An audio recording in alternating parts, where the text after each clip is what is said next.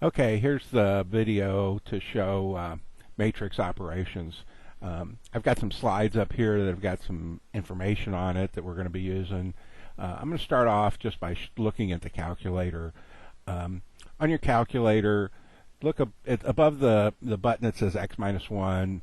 There's a the second function there is called matrix, M-A-T-R-X, and all of the functions, the calculator functions that we're going to use for matrices are in that button. So we're going to click second, x minus 1, and we get the matrix menu.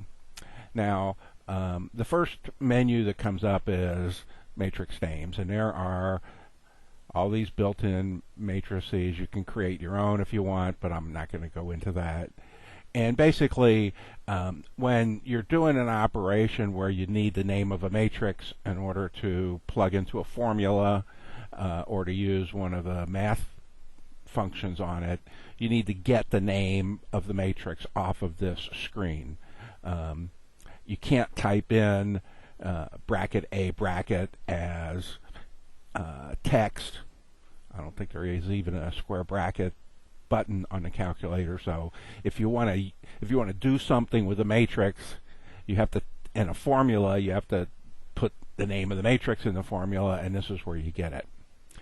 I'm going to skip over to the math. I'm going to skip over the math menu for a second, but to go over to the edit. So if you right-click over to the edit menu, this is where you can go in and create matrices. Now, this picture that we've got here, the matrix to solve these two equations is 1, 1, 2600, and 0.045, 0.036, and 104.4.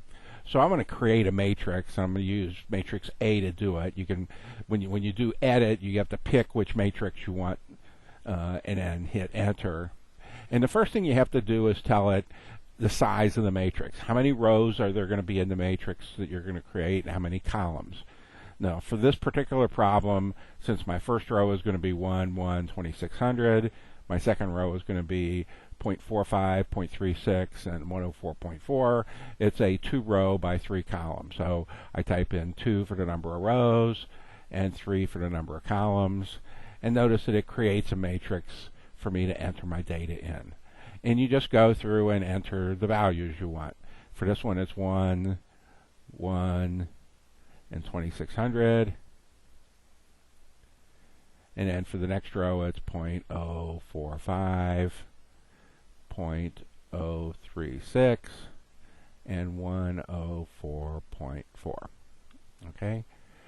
And you want to go back and always double check and make sure you entered all the values correctly. If you don't enter the values incorrectly when you try to use the calculator to solve the matrix, you're going to get the wrong answer. So double check. I got 2600 and 104.4. I got 1 and 0.036, and I got 1 and 0.045. So that's correct. So let's get out of that. We've got the matrix created, so we'll do second quit. And now what we want to do is do a function called ref to basically have the calculator turn that matrix into our solution in reduced row echelon format. And that's what ref stands for. So I go back to the matrix button, second matrix, and I'm going to use the math menu this time. Now, on the math menu, there's all kinds of things that you can do with matrices. I'm not going to go through what all of them are, but if you scroll down, the only one that we really care about is this option that says ref. And if you tell the calculator to do ref on a matrix, it will attempt to solve the matrix for you. So select the ref function off of there, and then you have to tell it which matrix you want to do it to. So I go back to second matrix, and this is where you have to pick the name. So I put my matrix in matrix A, so I pick the name A, and so it puts that in there.